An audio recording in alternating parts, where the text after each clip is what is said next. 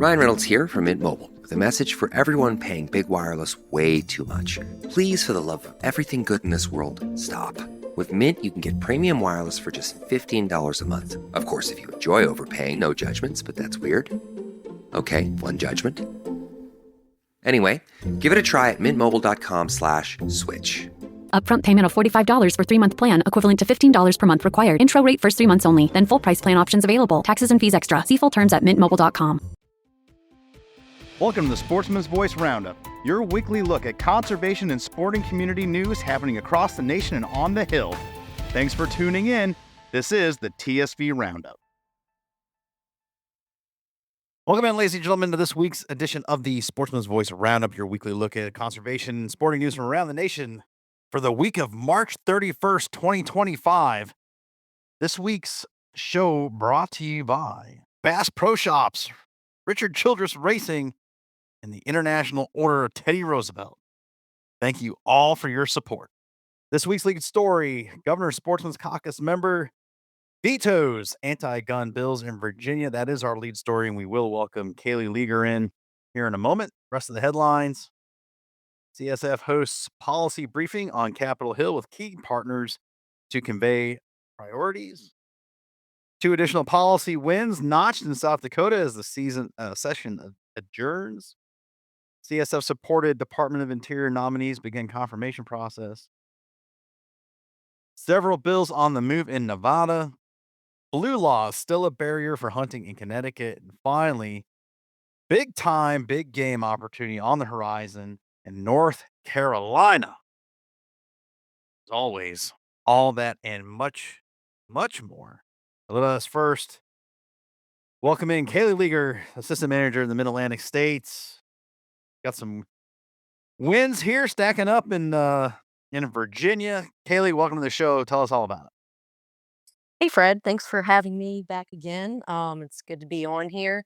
And it's a good day for residents of the Old Dominion state because Governor Glenn Youngkin, member of the Governor Sportsman's Caucus, has vetoed 2 pieces of legislation that would have been detrimental to primarily recreational shooters, hunters, conservation funding, all of that good stuff. So I'll kind of go into a brief synopsis of what those bills would do. So there's 2 bills, and he vetoed several bills, but these 2 are really going to focus on because we were engaged with them, and we also sent him a veto request letter as they both unfortunately made it past both chambers and to his desk. So the first one up to bat here is Senate Bill 848, and what that pretty much would have done is prohibit anyone under the age of 21 years old from purchasing a modern sporting rifle, and what they defined as an assault firearm, which, as written, would include shotguns that have pistol grips. So if you're thinking about turkey hunting and you think that the pistol grip shotgun is more comfortable as you're sitting against a tree or in a blind for hours on end waiting for the turkey to come up, that would have been prohibited. It would have, basically made a AR-15, which is a lot of what this legislation is attempting to target, and some other specific firearms would have made that impossible to get for anyone under the ages of 21 years old. So I go back to think when I was, 12 years old and started hunting. Obviously I wasn't old enough to own my own firearm, so I had to use what my mentor had and what my parents had. But then when I was 18 and was able to go out and purchase my own shotgun, or modern sporting rifle, this, for if I was looking for a shotgun with a pistol grip, if I was looking for a AR-15 or any other modern sporting rifle, I wouldn't have been able to do that until I was 21 years old. And so the issue with that is there would have been a loss of conservation funding because, as everyone is probably aware, if you've tuned into this podcast a lot, we talk about the Pittman-Robertson Act and the Wildlife Restoration Act, and there's an excise tax that goes against the purchase of all firearms and ammunition. So if you're cutting out that 3-year age gap from 18 to 21, you're losing that direct funding through the Pittman-Robertson Act. So that was an issue. And then Senate Bill 1181 would have made the sale, manufacture, purchase, or transfer of a modern sporting rifle or an assault firearm, as they defined it, that were made after July 1, 2025, a Class 1 misdemeanor. Additionally, if you are under the age of 21, you have not been able to import, sell, manufacture, purchase, possess, transport, or transfer any modern sporting rifle and an assault firearm, again, as they defined it, regardless of when the firearm was manufactured. So that means before or after July 1 of 2025. So, again, hats off to Governor Youngkin. He saw the issue with this. He kind of saw behind the curtain there at what the attempt was really for, the issues that it would cause for recreational shooters, hunters, conservation funding. He knew that this wasn't going to solve the issue of gun violence, you know, which a lot of these bills attempt to address through such legislation.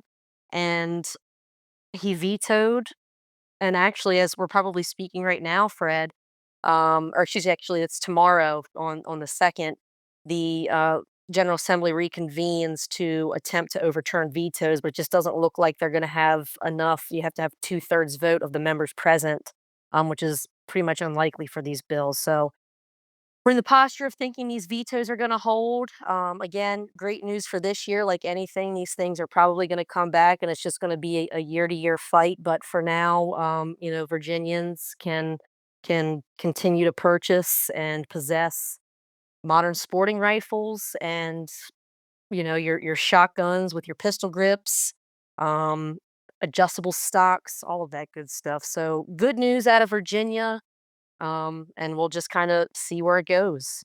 Yeah, no doubt. And going back to the age gap you referenced earlier on, that 18 to 21, and not only is there a funding miss, right, as far as Pittman Robinson dollars go for that age group. It's also an age group that we have identified, that the community has identified as one of the focal groups that we lose, that continuity between being a youth hunter, having parents, having somebody in your family that mentors you up until you have to start buying your own hunting licenses. And in my state, at 16 years old, you got to buy a hunting license, but you still have those older folks in your ecosystem that will carry you through. Now, once you're 18, you're a legal adult, but potentially you're in college, you're out on your own, maybe you've gone in the military, whatever it is. We know that 3, 4 years, 18 to 22 is a critical time when we're retaining sportsmen and women, young sportsmen and women, as they get out there, they fledge and they go, whether they're in college or they're, I said the military, both examples, or they're just gone in the working force.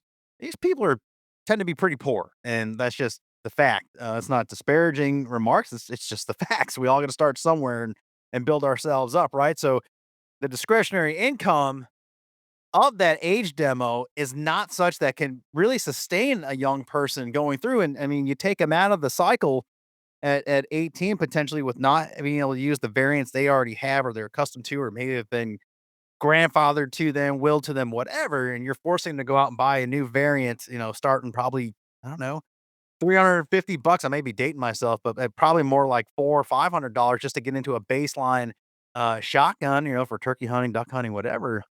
That's a big deal. And so not only, like you said, to the funding, you're losing that funding, but we're also potentially losing participation, and it makes it even harder for them to come back, right?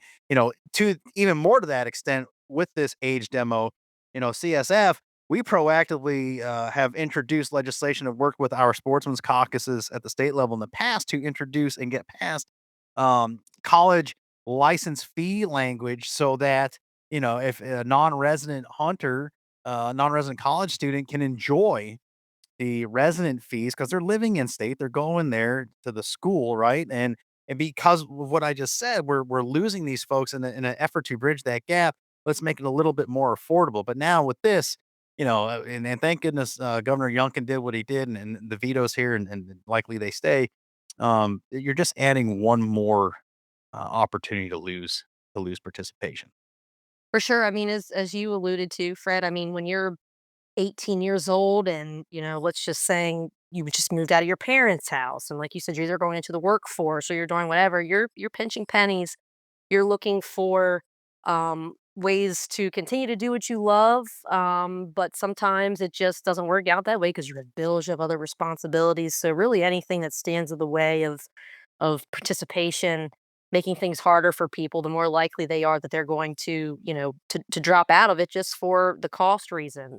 So if you have an 18-year-old who wants to go and do this, who really wants to, maybe join their school's shooting team, right? A lot of colleges have competition shooting teams, and within that are modern sporting rifles, whatever it may be. And depending on your state and some of the laws, if you had to provide your own, you wouldn't be able to do so under this. So, there's many avenues where this could be detrimental. And again, understanding what the proponents, what they're trying to do, and looking at it from the conservation standpoint, it's just not good legislation. And unfortunately, Governor Youngkin realized that, and was able to hold it off for another year. So, continue, like you said, continue to work with the sportsmen's caucuses. Continue to try to be proactive and R3, right? Retain. You want to recruit, retain, and reactivate folks, and any blockades that are thrown up in front of those just make our heritage, what we love, everything just that much more difficult. Yeah, and I think of those R's, whatever way you feel about R3, I'm not really interested in that at this point in this conversation, but they're retaining and continuing on with what was established at the youth level is vitally important. The rest of it can come, and we got strategies and things for that. But if you already have created young sportsmen or sportswoman, you want to make sure they continue through as they maturate and all that. But another thing on this here too, Kaylee, and I think I think we've been too polite, often in our space. And I'll speak for myself here on this, and not put you on the spot, but it's tiresome. These air finger quote assault weapons pieces of legislation, and they go on to list all this furniture, all this accoutrement that goes on or can become part of a weapon system. And as we're looking at hunting variants, and let's MSRs for what they are being one of the most popular platforms. Let's, just set those aside because they're an automatic lightning rod. We're talking about semi-automatic 12 gauges, 20 gauges, whatever that are commonly used for upland hunting, turkey hunting, waterfowl hunting, and these extra pieces like a pistol grip, a collapsible stock. Legislators, listen up to me. Come close. Bring me close to your speaker here. These do nothing. These pieces of extra furniture and plastic do zilch, and you're either woefully ignorant or you're an obstructionist, but you got to claim one of these two buckets. You have to, because to say that a pistol grip or a collapsible stock turns a shotgun into a air finger quote assault weapon, assault rifle, it's lying. It's bull-faced lying. It does nothing other than create comfort. Now, I'm a short fella in stature, so not every firearm is gonna fit me correctly. And if we're looking at being proficient, we're looking at ethical shots, we're looking at effective shots, we gotta be comfortable. We can't be forcing people to fit behind a one size fits all variant. So you have these advances in technology with a collapsible stock so that can, shorten up, fit me. A pistol grip is awfully comfortable, so I can sit against a tree if I'm turkey hunting, and hold that firearm steady so that I can get a clean, ethical shot and the thing's not kind of waving around. These do nothing for the functionality. These are creature comforts for the sportsman, for the sportswoman, and you gotta stop doing this crap. And it's exactly what it is. And quite frankly, I've grown tired of it. And we waste so much energy in having these arguments at all levels of government. And I really am just calling you out. I'm throwing the yellow flag. Uh, Folks that are putting these bills together and you're including this stuff, just own it. Just say you don't want people having guns. That's what this is all about, and you're willing to throw anything at the wall to see what sticks. And we're gonna call you out on it, and that's what I'm doing here. So there it is.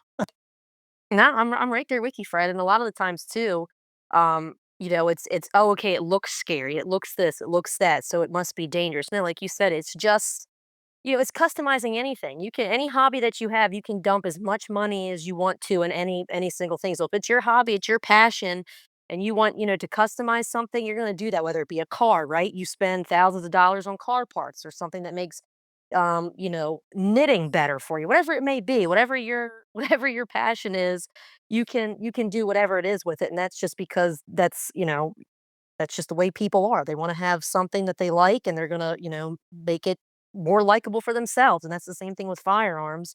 And like you mentioned, a lot of the people too, it's pretty apparent that this is just an all out try to ban firearms in general.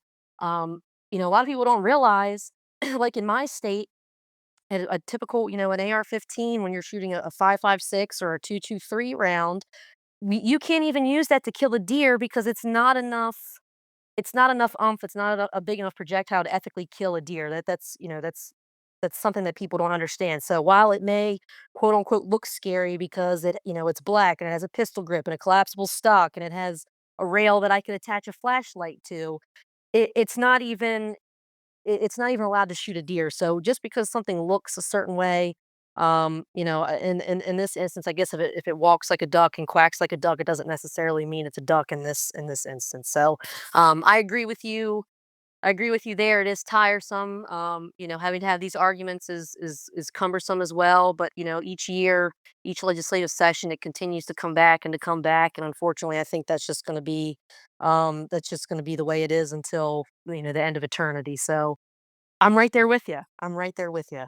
And another thing to keep an eye on too, as the strategy around limiting access to or just outright banning firearm platforms is I noticed this session some clever legislation that if you're not in the know, you're not an enthusiast, you've never been in the military, language like gas operated may not even send a flag up for you, may not ring anything true to you and mean anything, right? Uh, Simply put, gas operated firing system is a semi automatic. It's just how the firearm works.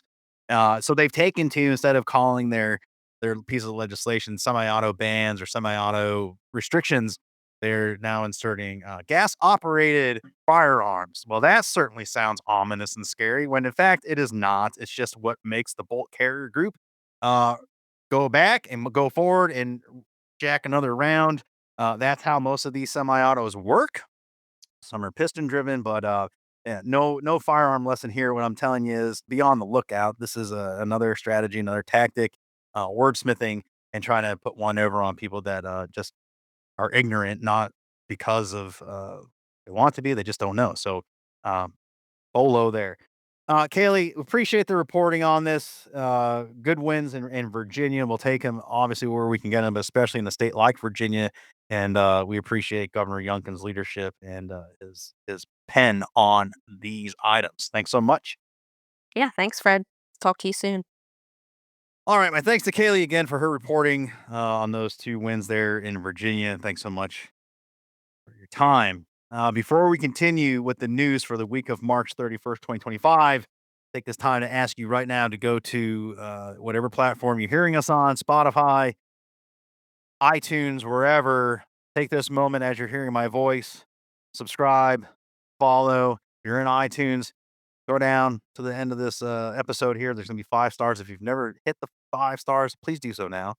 All of this participation, this very easy, low energy, all of maybe 10 seconds in total time energy while you're still listening to my voice, helps this program move about. The algorithm, whatever that algorithm is in the podcast space, and lets our program become discoverable and gets pushed out to folks that say, "Hey, you may like this. This matches up with some of the other stuff you may listen to." So again, it's very simple and it's an easy ask. Subscribe or follow whatever it is, and if there's an opportunity to leave some sort of rating, please leave a positive one. We appreciate that. And again, still acknowledging the tremendous growth we've seen here in quarter 1 of this program. Um, as we embark onto our full second year of the Sportsman's Voice. So we thank you for that support and that action, and we will now get back to the headlines of the week. This from Hannah Stubblefield. CSF hosts policy briefing on Capitol Hill with key partners to convey priorities. The American Wildlife Conservation Partners, AWCP, is a consortium of 52 of the nation's leading hunting and wildlife conservation professionals, among other entities that work to build unity and a consensus around the most pressing issues facing sportsmen and women and wildlife. Every 4 years, AWCP develops a collective set of our federal priorities known as Wildlife for the 21st Century, or W21, which is a blueprint for the conservation and access priorities of AWCP for the next two Congresses and new administration. So, last week, CSF, some of our key partners, hosted a policy briefing on Capitol Hill to speak to the American Wildlife Conservation Partners, Wildlife for the 21st Century. CSF Director of Federal Relations Taylor Schmitz served as the 2024 chair of the American Wildlife Conservation, a role that positioned him to oversee the development of W21 and work with the 52 organization consortium to develop the consensus around a set of priorities. On March 25th, CSF and our key partners, Boone and Crockett Club, Delta Waterfowl, Ducks Unlimited, Pheasants Forever, Quail Forever, Rocky Mountain Elk Foundation, Theodore Roosevelt Conservation Partnership, and Wildlife Mississippi hosted a policy briefing on Capitol Hill to convey our federal priorities for hunters, recreational shooters, and wildlife for the next years. The briefing provided an opportunity for key members of Congress, congressional staff, and representatives from of the federal agencies to hear from experts from various organizations as they highlighted key policy recommendations to advance the interests of sportsmen and women, enhance conservation of our nation's lands and waters, and bolster wildlife populations across the country. During the partner spoke to the priorities related to public access to public lands, wildlife migration and habitat connectivity, active management of federal public and private lands, and various private lands programs that are made available through the Farm Bill. CSF thanks our partners for supporting this briefing and for their continued collaboration in advancing the priorities of sportsmen and women to enhance conservation, improve access, and bolster our hunting and outdoor heritage. Jake Gould brings us this from South Dakota. Congressional Sportsmen's Foundation was active in the Mount Rushmore state, working with the South Dakota Legislative Sportsmen's Caucus and the South Dakota Game, Fish, and Parks. South Dakota House Bill 1236, which would have increased the discharge distance in South Dakota from 660 feet to a 1/4 mile, or 1320, 1,320 feet, was ultimately defeated with support from the hunting community. Similarly, South Dakota 153, that's the Senate bill, would have made all land purchases for the parks and require all park improvements to be made with the funds from the Division of Wildlife budget. On March 13th, South Dakota legislative session came to a close with the governor's veto day quickly approaching. South Dakota has one of the fastest legislative sessions, only lasting a total of 38 working days. Even with the short session, there was no shortage of sportsman-related legislation, and the Congressional Sportsmen's Foundation worked closely with many partners, as well as the South Dakota Legislative Sportsmen's Caucus, to defeat several pieces of legislation that would have threatened conservation funding and opportunities for sportsmen and women. The House Bill 1236, that was the distance bill, would have increased that size, as we talked about, from 660 feet from an occupied dwelling, church, school, or livestock without written permission to a 1/4 mile. 1236, due to what was misleadingly framed as safety concerns, would have doubled the size of the safety zone. This increase of discharge distance would have negatively and significantly limited hunting access and would have likewise curtailed the agency from relying on firearm hunters to assist with management objectives in suburban and exurban areas. Fortunately, this bill failed to pass the Senate and was defeated. Good news there. Yeah, no doubt. I mean, you start looking, I mean, I think everyone's got some sort of GPS app in their pocket at this point. And you start going out and putting these distances and increasing them, and you quickly realize how much access is being cut off. And already challenged environment for access. So good to see that that particular one died. The Senate Bill 153 would have required the use of Division of Wildlife's budgets for all land purchases for parks and require all park improvements, ultimately resulting in the diversion of sportsman generated funds. Under the federal law, any diversion of hunting or fishing license revenue away from its required use would make the state ineligible to receive federal sport, fish, and wildlife restoration apportionment, meaning additional losses for conservation funding. Fortunately, Senate Bill 153 was tabled in committee after strong opposition from the sporting conservation community. Another fine example of why it is imperative and so important that that story continues to be told in the whys. We hit on it every week on this show and then on the features. Inevitably, it comes up. And again, it's not because we're greedy cash grabbers. That's not it at all. It's how this whole thing works. It's a huge piece of it.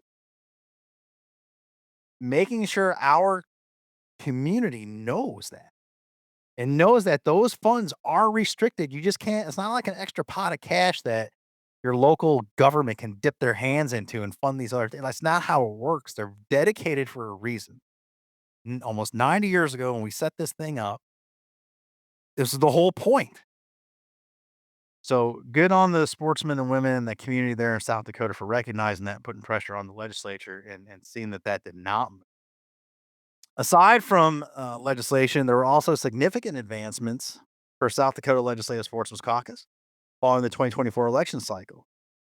The caucus now has a full bipartisan leadership with Representatives Jessica uh, Baumiller and Caden Whitman and Senators Taffy Howard and Liz Larson.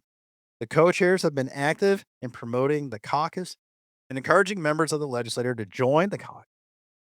Through their efforts, they have doubled the size of the caucus and helped secure the aforementioned victories for sportsmen and women in South Dakota. Outstanding. It's great news. Love to see the balanced benches and folks coming to that and working hand in hand on these efforts, good and bad. So thank you, Jake, for your reporting. Head down to the hill. This from Taylor Schmitz. Department of Interior is a critical federal department for sportsmen and women by serving as a significant facilitator of access and overseeing a wide array of conservation programs. Specifically, the roles of the Department of Interior Deputy Secretary and Director of U.S. Fish and Wildlife Service are critical positions that oversee and manage many of the programs of importance to sportsmen and women. Last week, Mr. Brian Nesvik received a confirmation hearing within the Senate Environment and Public Works Committee to serve as the next director of U.S. Fish and Wildlife Service. Later this week, Ms. Catherine McGregor will be beginning her confirmation process to serve as the Deputy Secretary of the Department of the Interior. Both nominees are strongly supported by CSF, given their longstanding support for sportsmen and women and access. And as such, CSF organized community-wide letters to express support for for the nominees prior to their hearings. Ms. McGregor previously served as the Deputy Secretary of the Interior from 2019 to 2021. And prior to that, she worked in various capacities at the Department of Interior, including as Deputy Chief of Staff of Policy.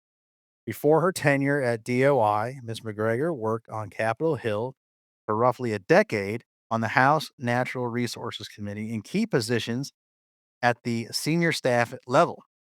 During her time at DOI and in Congress, Ms. McGregor has demonstrated her willingness to have meaningful conversations and work through the most pressing issues facing sportsmen and women and natural resources across the country. The week prior to Ms. McGregor's hearing on Wednesday, March 26th, the Senate Environment Public Works Committee held a hearing to consider the nomination of Mr. Brian Nesvik to serve as the next director of U.S. Fish and Wildlife Service. Ms. McGregor and Mr. Nesvik bring a wealth of experience to the table, and the CSF strongly supports the nomination of both individuals to serve in their respective posts.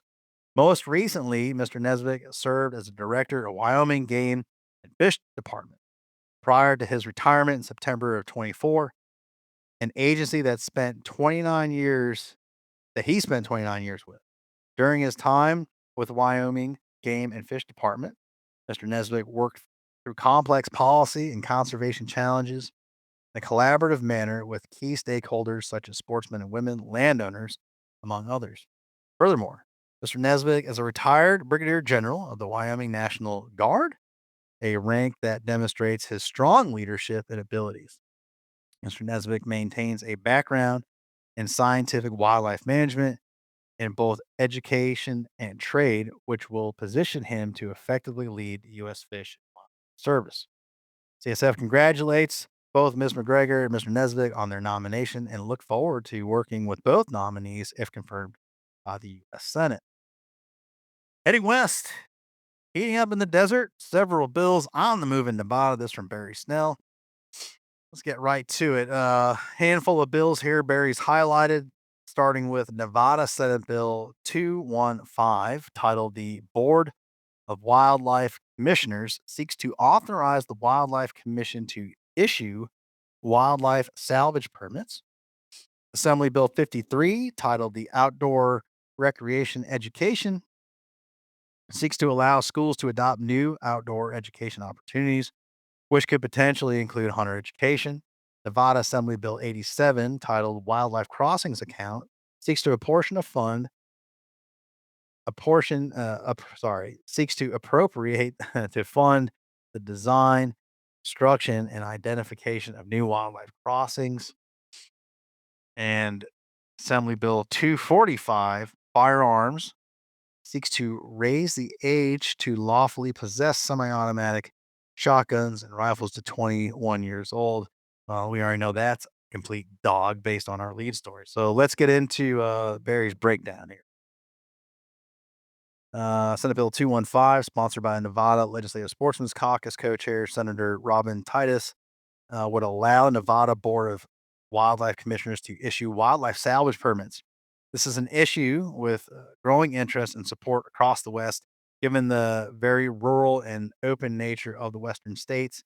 Animal vehicle collisions are frequent, and rather than allow the animal to be wasted, 215 would give the commission the authority to allow folks to make responsible use of the animal. The data collected from this will also help Nevada Department of Wildlife to better manage Nevada's abundant game species. Solid idea. Yeah, man. I mean, why let it waste and make the most of it if you can? Assembly Bill 53, this interesting piece of legislation would provide for elementary school students to receive academic credit for certain outdoor recreational activities. As participation in our outdoor traditions continues to decline, Assembly Bill 53 would help Nevada's young get engaged with the outdoors in new ways. This legislation specifically cites several approved activities, including archery instruction, but also leaves the door open for hunter education as well. Great. Assembly Bill 87, wildlife crossings are another growing issue in the West, as noted in 215. Above, animal vehicle collisions are frustratingly common. Other states have experimented with locating areas with a high propensity for wildlife crossing the highway and causing collisions, and constructing specifically designated pathways over or under the highway that animals are attracted to and are willing to use. In other Western states where this has been tried, like Colorado and Arizona, the program has been remarkably successful, sometimes nearly eliminating animal collisions altogether. Assembly Bill 87 would authorize an appropriation for the state to engage in the locating and construction of these crossings. Wow, these are great. These are great. If you're gonna if you're gonna spend people's money on stuff, man, I mean, you got a problem, create a solution, and these have proved to work. And no, not as typically often as try to solve for a problem that doesn't exist, but let's just appropriate funds, right? I mean, this is as citizens of our states and our country, this is what we often look at and deal with. But here you got a great solution, a proven solution to a very real problem that is ongoing. And it's a huge win for so many motorists, for the animals, the resource itself, insurance industry. You know, you look at rates going up just to keep up with inflation that are hitting all of our pocketbooks. And you have these areas that are high propensity for vehicle collisions. Insurance companies have to raise their rates just because it's almost a foregone conclusion. So stuff becomes expensive. So we can mitigate that. Why not? Everyone wins, and probably if you look at it down the line, your insurance rates go down too if you're a resident there. So that is mighty positive, and hopefully hopefully start seeing that stuff in Nevada. Lastly, Assembly Bill 245, uh, our dog of the list. This legislation is one of the most contentious bills in Nevada. This year, 245 would prohibit the possession of any semi automatic shotgun or rifle by anyone under 21 years old. Of course, semi auto shotguns and rifles are among the most common types used in hunting and are the best type of those firearms for people who are new shooters. Small stature, as I said earlier, or recoil sensitive, since the semi auto mechanism absorbs so much of the recoil. Further, any diminishment of sales of these firearms, people deciding to no longer participate in hunting or recreational shooting because they can no longer use their preferred firearms, threaten the very funding that the department in Nevada receives, which primarily comprised of Pittman Robinson funding and the sales of hunting tags and permits. Just last week, Congressional Sportsmen's Foundation issued testimony to the Assembly uh, Judiciary Committee in opposition of this harmful legislation.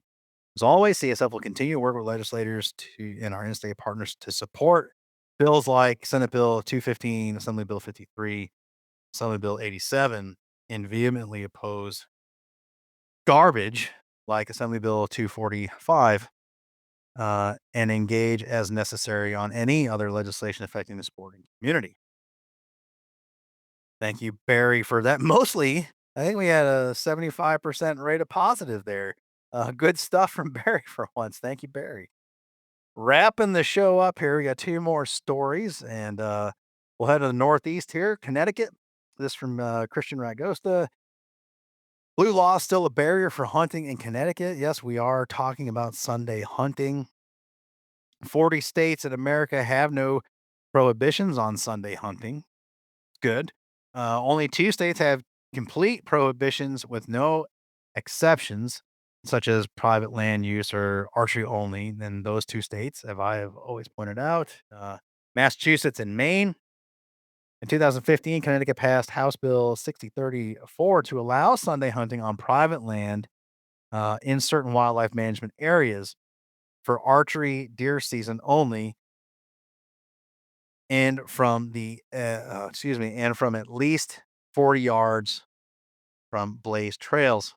CSF provided testimony to repeal prohibition on Sunday hunting to the Connecticut Joint Committee on the Environment on March 24th.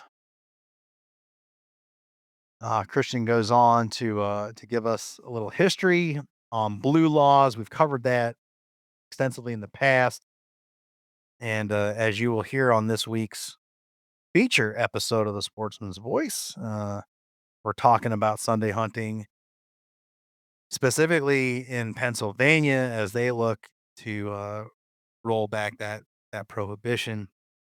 And as highlighted, a lot of this stuff was set up years ago to encourage church attendance. Couldn't do things like drinking alcohol, tilling your fields, things like that. Um, Again, for a deeper dive on this, tune in tomorrow, Thursday, and check out our talk on Sunday hunting with the PGC director, executive director, Steve Smith, and our vice president of policy, Brett Miller. So let's bring this home from Christian here. Obviously, we're continuing to work, we CSF, with members of the Connecticut Legislative Sportsmen's Caucus. When this legislation pops up this year, CSF joined other conservation nonprofits and fellow hunters to testify both verbally and written to the Joint Committee on Environment in Connecticut, with nearly 80% support for Sunday hunting as measured by submitted testimony. CSF is continuing to work with the legislature to repeal these archaic prohibitions to allow appropriate access for sportsmen and women to hunt during whichever part of the week best fits their busy schedules. And again, we get into that in tomorrow's feature. So do tune in. And I will say it's not, Christian's article highlights 40 states don't have this issue. So most likely, if you're hearing us, you probably don't. Uh, of the 10, eight, eight of those remaining 10 have worked towards almost rolling back the prohibition or chipping away at it, which is great. And only the two, as we highlighted, Massachusetts and Maine, have the outright prohibition. And we're seeking to change that. Finally, this from Connor Barker. Looks like we're talking about elk in North Carolina. Let's see what he's got.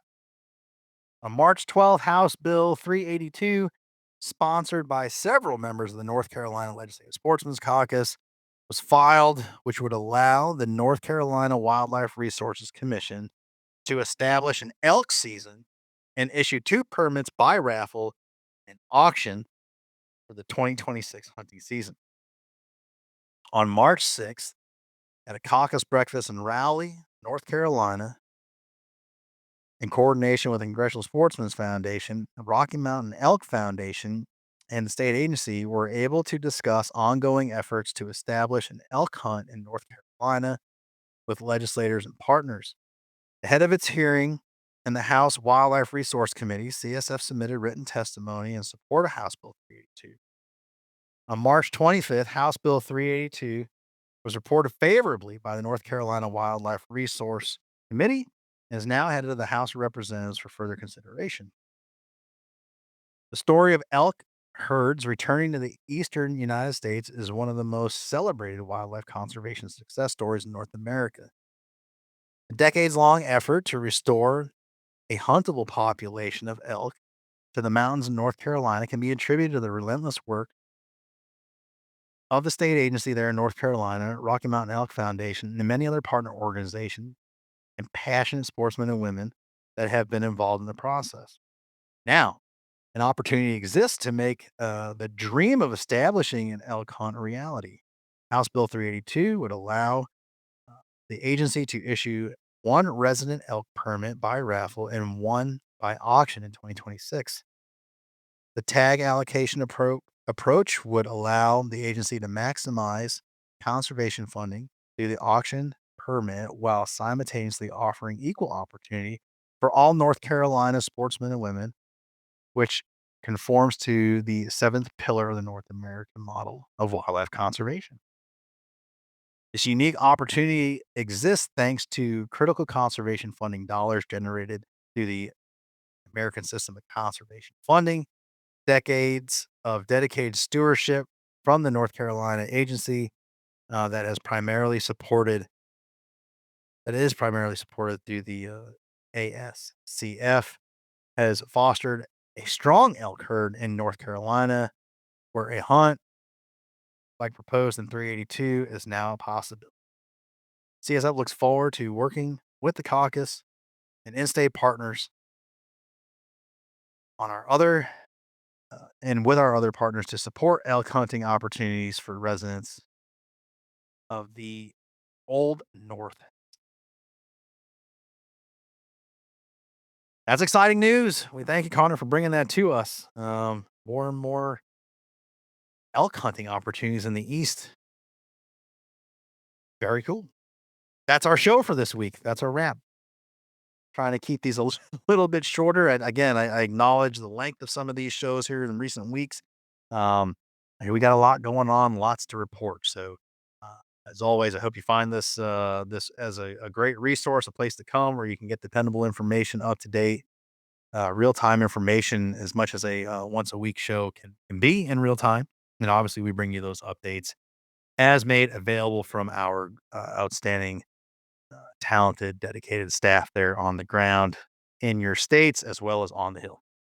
Tune in again, like I said, tomorrow for our every other week feature episode. We are talking Sunday hunting, mostly about Senate Bill 67 and what that means for the folks of the Keystone State, what that means for non-resident hunters, why everyone should care, and why everyone should care about Sunday hunting restrictions, especially as, hunters, we travel well and we bring our dollars from our home states to your states and spend enthusiastically and look to have a good time as we as we plan our adventures, our outdoor adventures, and like I said, bring our green dollars to your state and leave them in hopes of having wonderful outdoor adventures and memories and all that comes with that. So I think everyone has an interest in this show as we discuss Sunday hunting again with Executive Director of the PGC, Steve Smith, as well as our Vice President of Policy, Brent Miller, who has so much time dedicated in this very issue and will likely provide you with a great synopsis of what Sunday hunting, the prohibitions, where we were, where we've come, and the 8 states that I alluded to earlier, and how those success stories are creating access and improving the situations in the states where we have them. So, feature podcast tomorrow. Do tune in as always. That's it. We'll call it a wrap there. And we thank you for your support. We thank you for your likes, your follows, subscriptions, the 5-star reviews, all of it. And you guys have a direct hand in the success of this show. We thank you. As always, CSF is your inside connection to outdoor legislation. We will see you guys next week for another news roundup. Be safe out there. So long. Thanks for joining us on this edition of the Sportsman's Voice podcast. Ladies and gentlemen, your support is crucial, and you can help us out right now by leaving a review, filling in those 5 stars where available, sharing this episode with friends and family, and engaging with us socially. CSF can be found on Facebook, Instagram, and X, formerly known as Twitter. Together, we can protect the outdoor sports we love and continue to keep you informed wherever you are. That's it for this week. Until next time, we'll see you later.